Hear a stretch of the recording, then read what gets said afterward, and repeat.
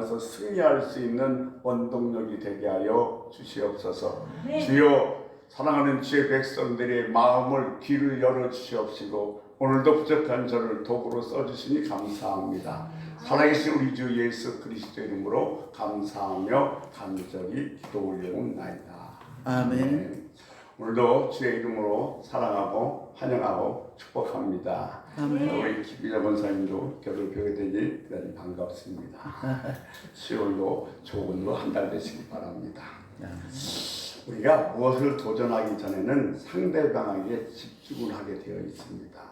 상대방 전력은 어떤지, 내가 이길 만한 것인지, 근데 겁없이 달려들었다가 혹시 창피만 당하고 망신을 끌때 당하는 것은 아닌지 상대방을 연구합니다. 그러다가 해볼 만하다 싶으면 도전을 해요. 상대를 이리저리 살피다가 지레 겁먹고 포기할 때가 많습니다. 그런데 사실 우리가 가만히 생각해 보면 시작한 도전보다도 포기해버린 도전이 훨씬 더 많다는 사실입니다. 하지만 성경은 우리들에게 반대로 얘기하고 있습니다. 상대방을 아는 것이 중요한 것이 아니라 나를 아는 것이 중요하다. 어떤 일을 하든지 누구와 대결하든지 상관없이 제일 중요한 것은 나의 정체성을 아는 거라고 성경은 우리들에게 얘기하고 있습니다. 그래서 하나님 사람 바울은 디모데에게 너 하나님의 사람아 라고 얘기하고 있습니다. 너는 어떤 경우도 어떤 순간에도 내가 하나님 사람이라는 사실을 잊지 말라는 겁니다. 내가 은혜 받은 하나님의 사람이라는 사실을 잊지 않고 있다면 어떤 싸움에도 어떤 대결에도 어떤 문제에도 넉넉히 이길 수 있다는 사실입니다. 사랑하는 성도 여러분, 나는 하나님의 사람이다. 나는 하나님의 사람이다. 나는 하나님의 은혜 받은 사람이다. 하나님의 보배다라는 여러분의 정체성을 잊지 말고 10월 한 달도 내내 주의 이름으로 승리하기를 주의 이름으로 축복합니다. 네. 창세기 오늘 12장 1절에서 4절 말씀 너무도 잘하는 말씀입니다만 제가 지난 시간에도 말씀드렸다시피 창세기에는 7가지 시작이 됩니다. 오늘은 창세기에서 시작되는 7가지 시작이 어떤 것인가를 알면서 창세기에 대해서 전반적으로 한번 생각해 보는 시간을 가졌으면 좋고 그것으로 말미암아 여러분의 신앙에 새로운 의미가 부여되기를 주의 이름으로 소원합니다. 창세기 1장 1절 태초에 하나님이 천지를 창조하시니라. 이 창세기 1장 1절을 우리가 어떤 관점에서 보느냐에 따라서 나의 신앙관이 나의 인생관이 달라질 수가 있습니다. 그러니까 즉 창세기 1장 1절을 내가 어떻게 이해하느냐에 따라서 내 인생이 달라질 수가 있다는 겁니다. 여러분 오늘도 이 창세기 말씀을 같이 나누다가 이런 새로운 경이로움이 여러분에게 있어지기를 주의 이름으로 소원합니다. 태초에 베레시트입니다. 히브리어로 얘기하면. 그런데 이 베레시트가 시작이에요. 여기에서 창세기라는 책의 이름이 나왔습니다. 히브리인들은 대개 그 책에서 첫 번째 나오는 단어를 책의 제목으로 삼는 경우가 상당히 많이 있습니다. 우리가 성경을 읽을 때 본문을 강조하는데 본문만 강조하다 보면 문자주의에 빠지기가 쉽습니다. 본문 못지않게 더 중요한 것은 뭐냐면 저자의 의도입니다. 저자가 왜 이 단어를 여기에다 갖다 사용했는가, 저자는 무엇 때문에 이것을 말했는가에 저자의 의도를 아는 것이 어쩌면 본문보다 더 중요할 수가 있는 겁니다. 여러분 창세기의 기록자는 모세입니다. 그런데 창세기의 저자는 누구냐? 하나님이십니다. 하나님이 저자고 모세는 기록자입니다. 근데 모세가 기록자라고 그래서 그냥 받아쓰기로 다 적은 것이 아니라 하나님께서 성령께서는 모세의 배경, 학력, 인품 그것을 합해서 유기적인 영감으로 기록하게 만드셨다는 사실입니다. 사실 모세는 창세기와 상당히 거리가 먼 사람입니다. 근데 모세가 이 창세기를 도대체 언제 기록했을까요? 이 창세기에 기록한 시기와 장소가 중요한 것은 그것을 통해서 이 저자의 의도와 목적을 분명히 알 수가 있기 때문에 그렇습니다. 모세는 더 이상 집에서 키울 수 없어서 자기 부모가 바구니에 담아서 나인강에다 버렸습니다. 때마침 바로 궁지가 목욕으로 왔다 그 바구니를 발견하고 우는 그 모세를 데려다가 양자로 삼아서 애굽 궁궐에서 40년을 키웁니다. 그러니까 애굽 궁궐에 있었던 청년 시절 40년에는 이 책을 기록할 수가 없었습니다. 또 살인자가 되어서 40년 동안 광야에 있었습니다. 광야에서도 이 성경을 기록할 시간은 없었습니다. 그런데 80세에 돼서 하나님께서 떨기나무로 오셔서 모세를 부르셔서 이스라엘 백성들을 출애굽해내라고 명령했습니다. 그런데 그가 이스라엘 백성들을 출애굽해냈지만 화가 난다고 지팡이를 2번 두드려서 가나안에 목전을 두고 죽습니다. 그러면 이 40년 동안에 기록했는데 이 40년이 어느 때인가 하냐면 성경을 자세히 살펴보면 시내산에서 이스라엘 백성들이 약 2년 동안 머물던 시간이 있었습니다. 거기서 모세는 하나님의 영광을 보았고 십계명을 받았고 하나님과 교감하는 일이 이루어집니다. 이때의 창세기를 기록했다고 부르는 것이 모든 학자들의 한결같은 견해입니다. 이스라엘 백성들이 모여있던 시기 시내산 근처에 근데 그들이 지금 애굽에서 나와 모여있는데 그들이 어떤 형편이었냐면 그들이 애굽에서 노예살이할 때는 애굽은 최강의 군대를 갖고 있는 나라입니다. 그리고 문명적으로 대단히 발전하고 있었던 나라입니다. 그래서 거기서 종살이 했던 이스라엘 백성들에게는 물질 만능주의와 우상 숭배가 뼛속 깊이까지 파고들어 있었습니다. 그러던 어느 날 하나님의 약속이 실현되어서 이제 출애굽해서 나와서 시내산 근처까지 왔습니다. 거기에 200만 명이 모여 있는데 아무것도 없습니다. 우리가 잘 알다시피 이스라엘 백성들이 홍해를 건너와서 제일 먼저 목멘 소리가 뭡니까? 떡을 달라, 빵을 달라, 물을 달라. 우리가 죽을 지가 없어서 여기까지 데려고 왔느냐 불만투성이었습니다. 모세에 대한 불망이 하나님에 대한 불신앙으로 이어집니다. 그런데 모세는 도대체 이렇게 불망덩어린 이 이스라엘 백성들을 어떻게 잠재울 수 있을까요? 모세의 지도로는 도저히 불가능합니다. 그때 하나님께서 모세를 시내산으로 불러 올려서 이 성경책을 기록하게 만듭니다. 그래서 그때 기록한 것이 창세기, 출애굽기, 레위기, 민수기, 신명기, 즉 모세오경, 이 모세오경을 토라라고 이야기를 하고 있습니다. 자, 그렇다면 창세기 1장 1절이 도대체 우리가 지금 우리가 신앙생활하는데 우리와 어떤 관계가 있는가? 소위 이것을 좀 다른 말로 바꿔 말씀드리면 우리들에게 어떻게 적용할 수 있는가? 태초에 하나님이 천지를 창조하시니라 이 말씀에게 우리는 어떻게 적용하며 살아갈 것인가를 한번 생각해 보겠습니다. 사실 우리나라가 신앙이 가장 깊었고 신앙 힘이 좋았을 때는 일제시대와 6.25 전쟁 시대였다고 합니다. 그때는 힘들고 어려웠지만 신앙이 대단히 강했고 아주 신앙심도 좋았습니다. 그런데 요즘 우리나라는 상당히 많이 풍요로워졌고 무슨 죽겠습니다, 힘듭니다 합니다만 몇십만씩 이 연휴에 해외로 나가고 있으니 풍요로운 국가는 틀림없습니다. 그런데 그 풍요로움에 비유해서 정신적으로는 상당히 지금 폐쇄되어 가고 있는 것도 사실입니다. 그래서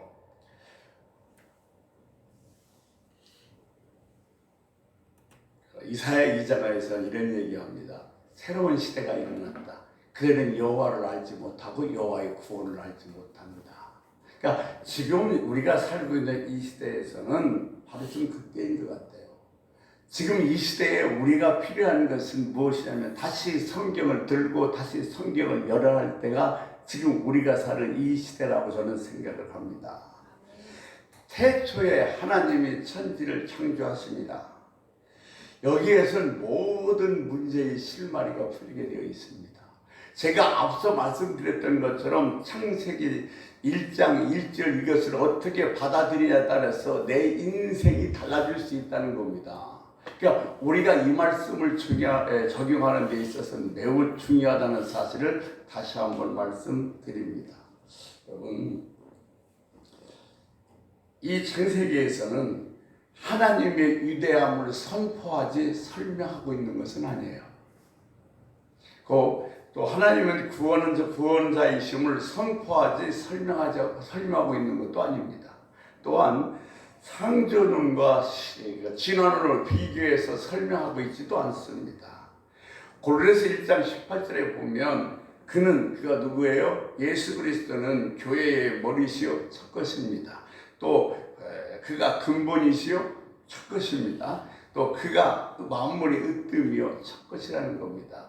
그러면 우리가 이 태초의 시작은 무엇과 연결되어 있는가 하냐면 예수 그리스도와 연결되어 있다는 겁니다. 그러니까 태초에 하나님이 천지를 창조하시니라 이 말씀 속에는 히브리의 원어를 살펴보면 그리스도 안에서 하나님께서 천지를 창조하셨고 그리스도로 인하여 하나님께서 천지를 창조하셨고 그리스도 때문에 하나님께서 하늘과 땅을 창조하셨고 그리스도를 위하여 하나님께서는 천지 창조를 하셨다는 겁니다. 그러니까 모든 역사가 그러므로 어디로부터 시작되느냐? 예수 그리스도로부터 시작된다는 겁니다. 여러분, 우리가 이것을 아는 것은 대단히 중요합니다. 여러분, 모든 것의 시작은 예수 그리스도입니다. 우리가 이것을 인정하는 것과 인정하지 않는 것은 엄청난 차이가 있습니다. 뒤에도 말씀드리겠습니다만은 보이는 것은 보이지 않는 것에서 시작되는 겁니다. 그러니까 나의 모든 시작은, 나의 삶의 모든 시작은 예수 그리스도부터다. 네. 이걸 결코 잊지 마시기를 주의 이름으로 부탁드립니다. 그러니까 내가 시작하는 것은 모든 것이 예수 그리스도부터 시작되었다. 이것을 인정하는 것이 최고의 지혜인 줄로 믿습니다. 이렇게 해서 창세기 1장 1절에서는 천지 창조, 만물의 창조가 시작되었습니다. 두 번째는 창세기 1장 11절인데 하나님이 이르시되 풀과 씨 맺는 채소와 각기 종류들의 씨 가진 열매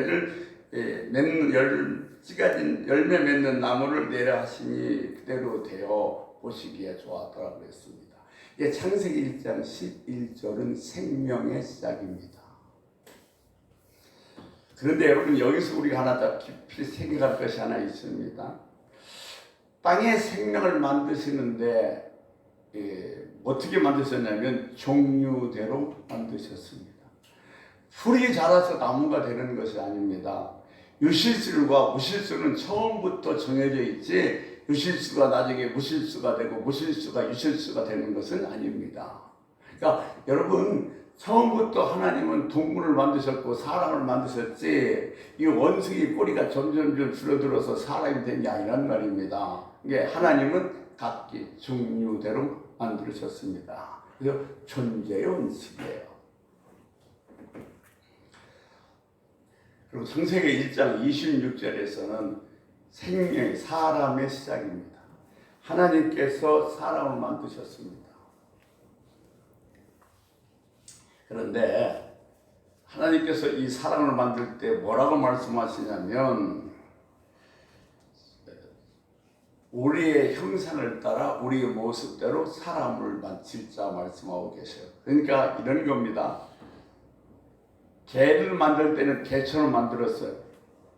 소 만들 때는 소처럼 만드셨어요. 그런데 사람 만들 때는 사람처럼 만든 것이 아니라 하나님의 형상을 따라서 사람을 만드셨다는 겁니다.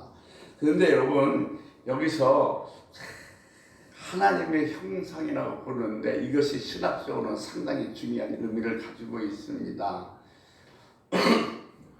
이게 라틴어로는 이마고 되고 영어로서는 이미지 오브 갓인데 하나님의 형상대로 지었다는 것은 그럼 도대체 어떻게 지었다는가? 하나님의 형상은 어떤 것인가라는 질문이 생기게 됩니다. 근데 여기에는 하나님의 형상 속에 제가 지난 시간에 이미지에 대해서 말씀드렸습니다만 5가지 형상이 들어가 있습니다. 첫 번째, 이 5가지 그 영적인 하나의 형상을 내가 몸몸으로 체험하면 영적인 사람이고 하나님과 가깝게 되지만 이 5가지를 내가 몸적으로 체험하지 못하면 하나님과 멀어지게 되어 있습니다. 그러면 이 5가지는 뭐냐면 첫째, 하나님은 영적이신 하나님이십니다.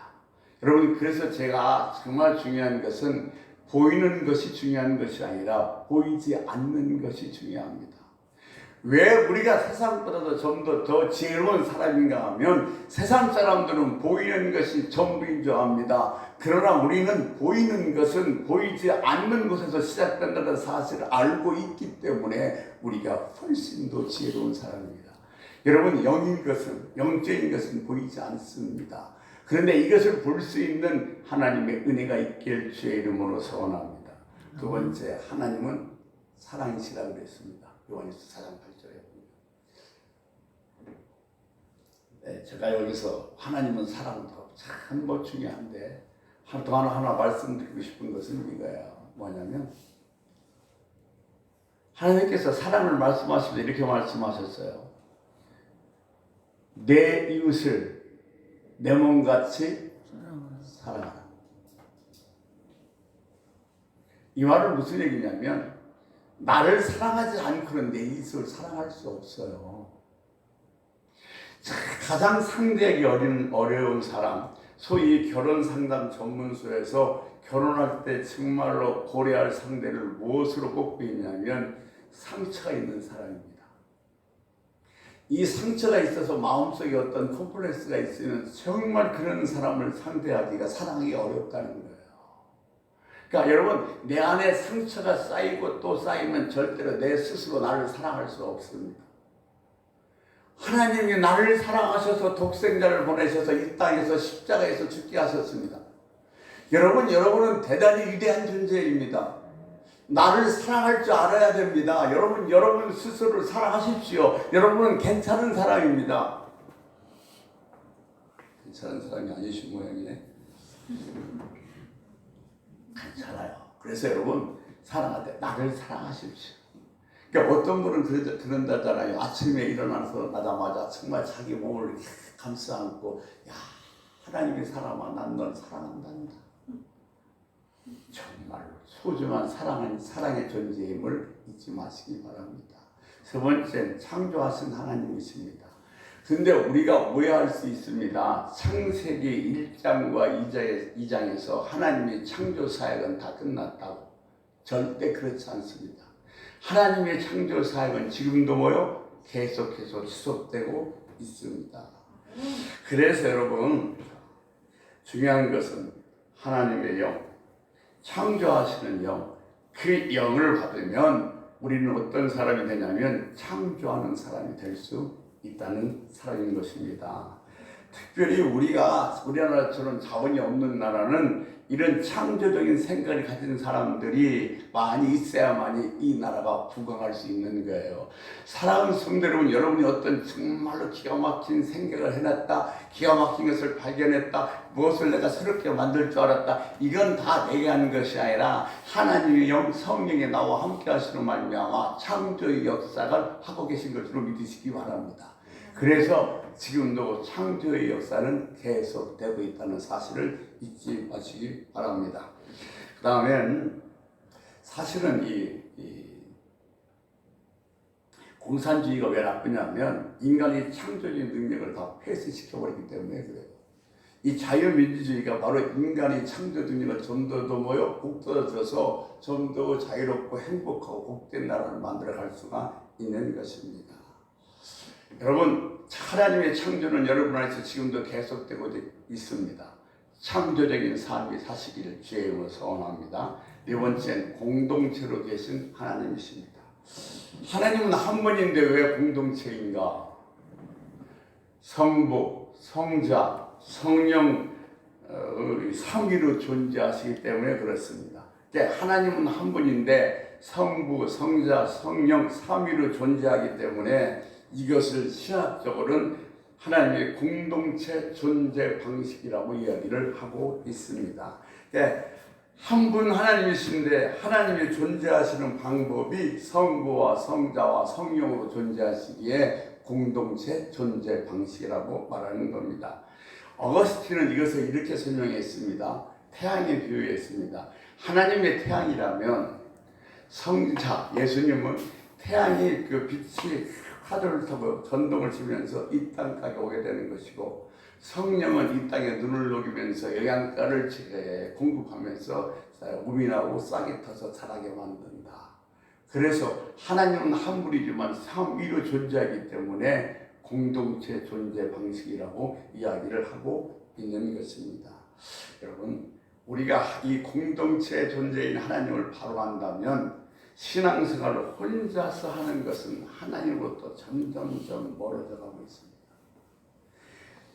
미우나 고우나 함께 하나님을 섬기는 것입니다. 여러분, 그러니까 우리가 미우나 고우나 싫으나 좋으나 다 함께 하는 것이 영적 생활입니다. 그런데 이 공동체 중에서 성경에서 얘기하는 가장 중요한 공동체 두 가지가 있는데, 그 첫 번째 공동체가 가정 공동체고 또 하나의 공동체는 교회 공동체입니다. 이 두 가지가 공동체의 기본 세포가 되어져 오는 겁니다. 여러분, 가장 좋은 교회는 가정 같은 교회, 교회 같은 가정입니다. 그러니까 교회가 크다고만 좋은 것이 아니라 정말로 가정 같은 교회, 그리고 교회 같은 가정. 다른 말로 바꿔 말씀드리면 분위기가 좋아야 합니다. 목사가요, 정말로 용서받지 못할 죄가 있는데 그 죄가 무엇인가 하냐면 성도를 지루하게 만든 죄는 절대로 용서받을 수 없다는 겁니다. 이 예배도 뭐가 중요하냐면 분위기가 중요하다는 거예요. 이 분위기라는 말을 다른 말로 고상하게 바꾸면 문화라는 말입니다. 우리나라가 정말로 이 많은 기독교의 성장을 해왔습니다.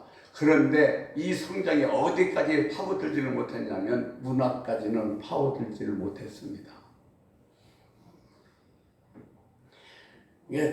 국민 전체 의식 속에까지는 파고 들어가지는 못했어요. 그래서 반기독교 세력들이 조금만 성동하면 이미지에 큰 타격을 받습니다.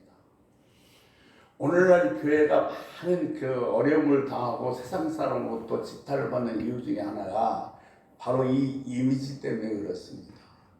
소위 반기독교 세력들이, 예를 들면 여러분 작년과 재작년만 해도 SBS의 그것이 알고 싶다, MBC의 PD수첩 이런 데가 1년에 새벽에 1시간씩 33시간 동안 이 기독교에 대해서 신란하게 비난했어요. 명성교회 얘기, 사랑교회 얘기, 선교사들이 가정부 둘씩 두고 편히 두고 산다, 이런 것 다 얘기했어요. 사실은 오늘 목사님들에게 스캔들이 일어나는데 이것보다도 천주교 신부님들도 스님들의 스캔들이 훨씬 더 많은데, 그래도 잠잠한데 왜 우리는 이렇게 이 반기독교의 세력으로 저항을 받아야 되는가? 이 문화까지 깊숙이 침투하지 못했기 때문에 그렇습니다. 사실은 지금도 이러며 빛과 소금의 역할을 선교사들이 얼마나 많으며 최선을 다해서 매일매일 정말로 하나님 일에 열심히 내는 사람들이 얼마나 많은지 모릅니다. 그런데 그들이 이렇게 분위기를 조성하는 말미암아 교회의 이미지가 나빠지게 됩니다. 근데 교회 이미지가 나빠지면 뭐가 문제냐면 전도하는 데 문제가 생기는 거예요.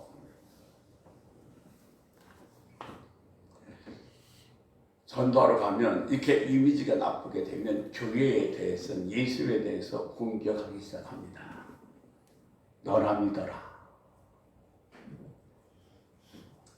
그러니까 여러분, 우리가 사실 정말로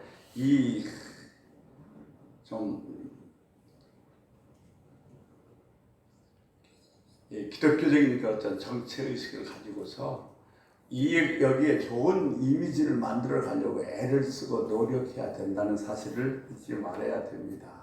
그게 문제는 이게 우리 교회에 대해서, 나에 대해서, 예수 믿는 사람에 대해서 이미지를 바꿔야 되는데, 이미지를 바꾸는 것은 내가 아무리 좋게 설명하고 괜찮다고 얘기해서 바꿔주는 것이 아니라 내가 은혜 받아야 됩니다. 은혜 받아야 내게서 하나님의 이미지가 나오고 그럴 때 비로소 교회에 대한 우리 기독교에 대한 이미지를 바꿀 수가 있는 겁니다. 지금 한 10년 전의 얘기인데 2013년까지 약 10년 동안에 인구 밀도 조사에서 이런 조사가 나왔습니다. 카톨릭은 75.6%가 늘었습니다. 그리고 불교는 4.1%가 늘었습니다. 그리고 개신교, 기독교는 1.4%가 감소했습니다. 그 이유가 뭐냐 할 때 가장 큰 이유는 소위 개신교 신자들이 상처를 받으면 불교는 갈 수 없고 다 카톨릭으로 넘어갔기 때문에 카톨릭 신자가 그렇게 갑자기 수가 늘었다는 겁니다. 그래서 카톨릭 신부가 그런데요, 개신교 목사고 무슨 난리가 났냐고, 무슨 문제가 있냐고.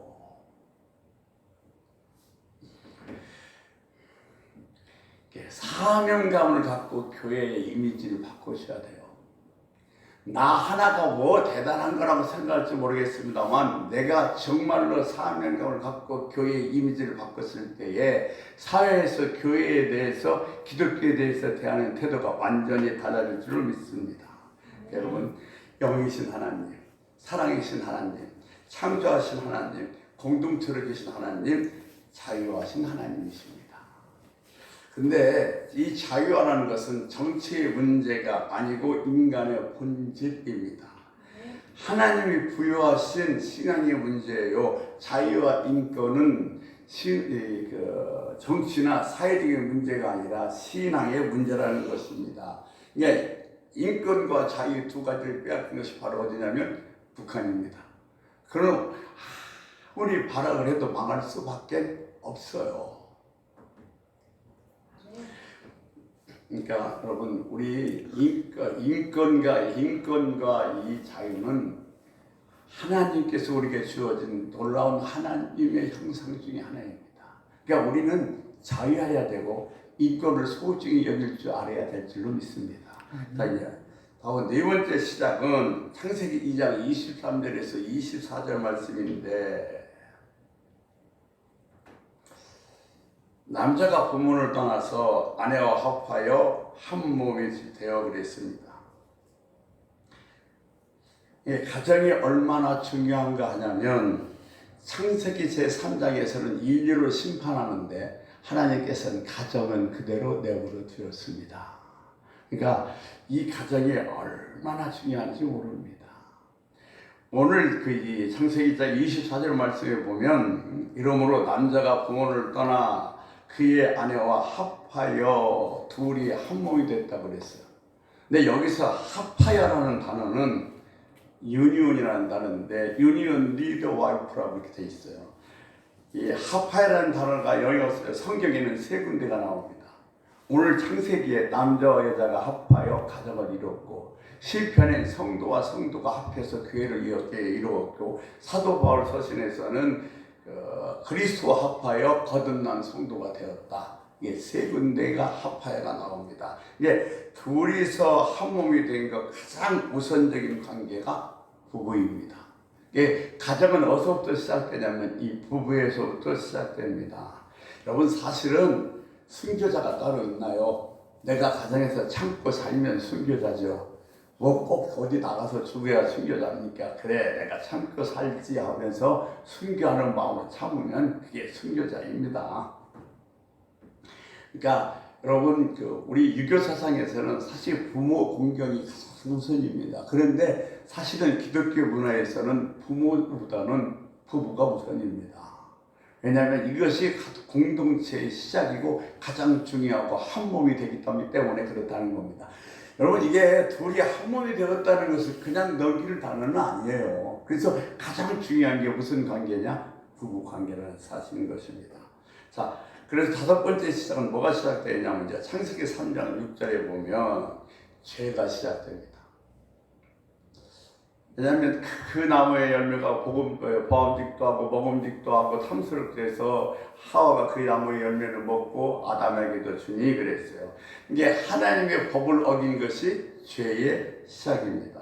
그러니까 죄가 시작되어서 이제 뭐가 옵니까? 심판이 옵니다. 그래서 창세기 3장 14절에 보면 심판이 시작되고 있습니다.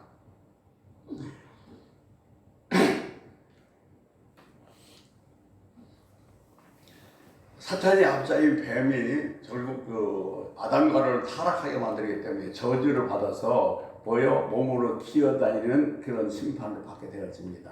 근데 창세기 3장 15절에 보면 이 창세기 3장 15절을 원시복음이라고 얘기합니다. 인간에게 맨 처음 던져진 복음의 메시지가 바로 창세기 3장 15절이기 때문에 그렇습니다.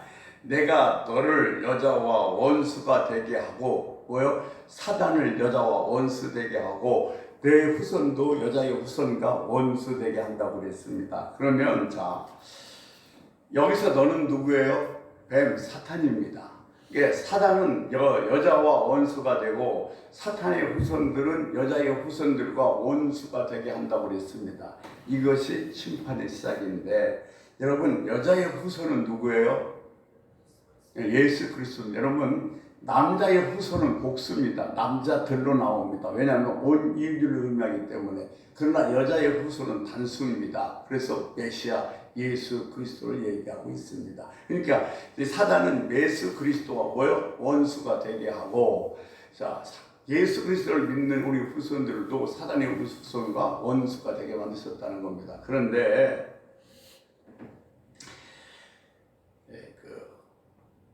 심판이 어떻게 시작되냐면 뱀의 머리를 부셔버립니다. 그러니까 메시아가 사단의 머리를 부셔버려요. 그러면 그 사단은 뭡니까? 죽습니다.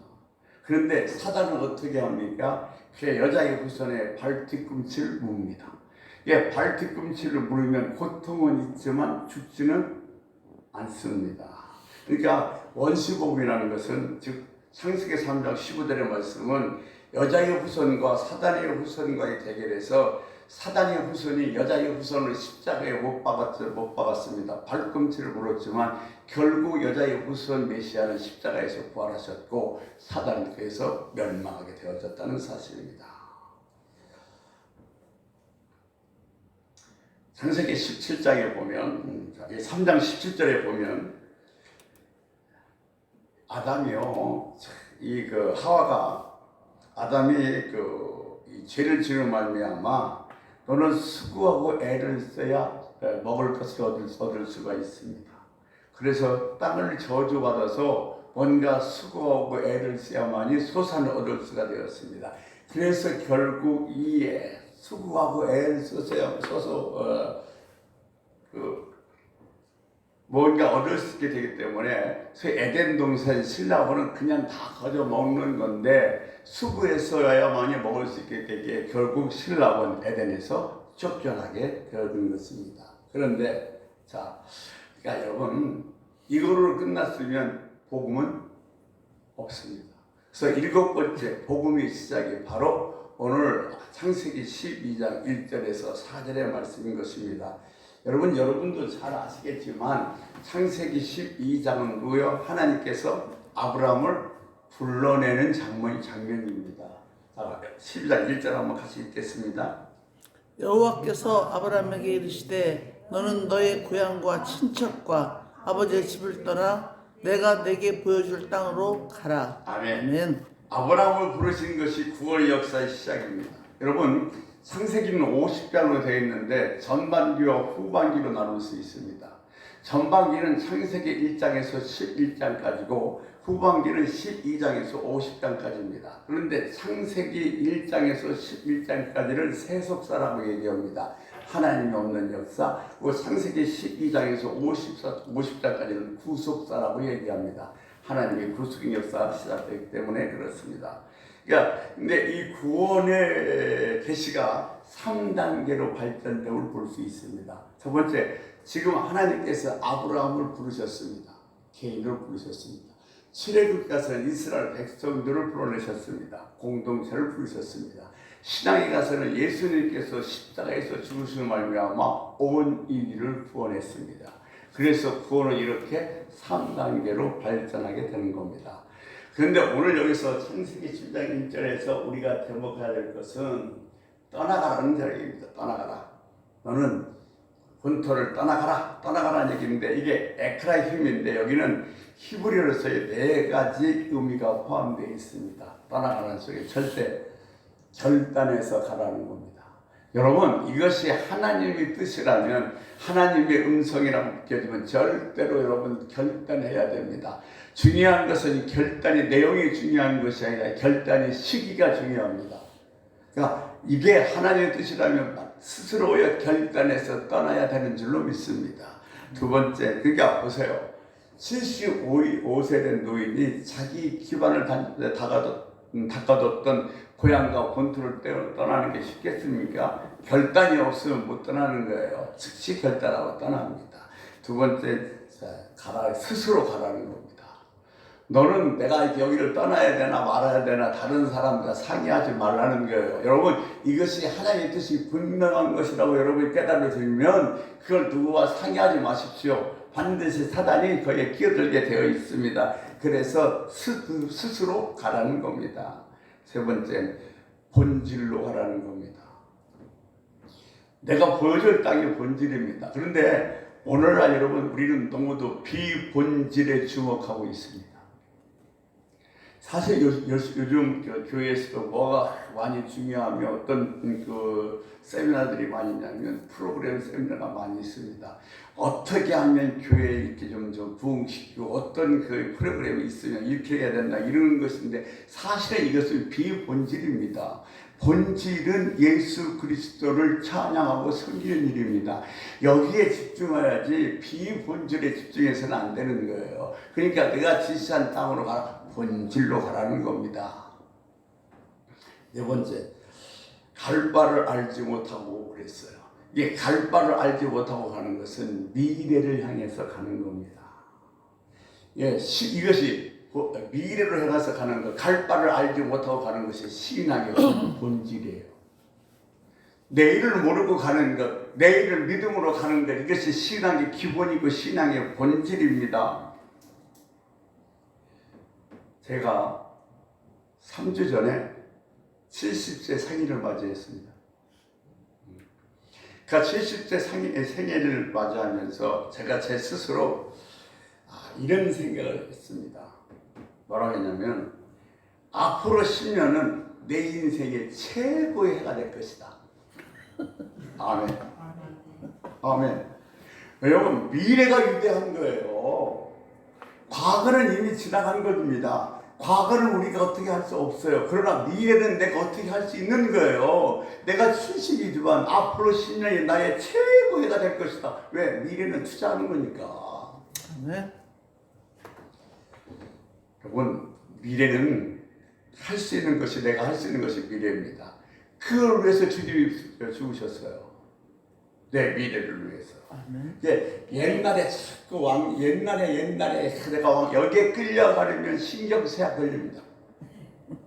그러니까 오늘 10월 1일인데 금년 9개월 동안 살았던 모든 것 다 잃어버리고 이제 10월부터 미래에 투자하십시오. 나의 미래는 지금부터 시작이다. 나는 위대한 인생이 될 것이다. 위대한 사람이 될 것이다. 아멘. 저는 장담합니다. 앞으로 10년이 나의 최고해야 될 것입니다. 아멘. 기도하겠습니다. 하나님 감사합니다. 아브라함을 불렀고 이스라엘 백성을 불렀고 주님이 이 세상에 오셔서 우리 모두를 보내신 주님의 그 구원의 은혜에 감사하며 아버지 아브라함을 부르실 때에 본토를 떠나라 결심해라 스스로 가라 또 그리고 다른 사람과 상의하지 말아라 또는 너는 본질로 가라 이렇게 말씀했던 것처럼 하나님 과거가 아니라 미래의 투자는 우리가 되게 하여 주옵소서.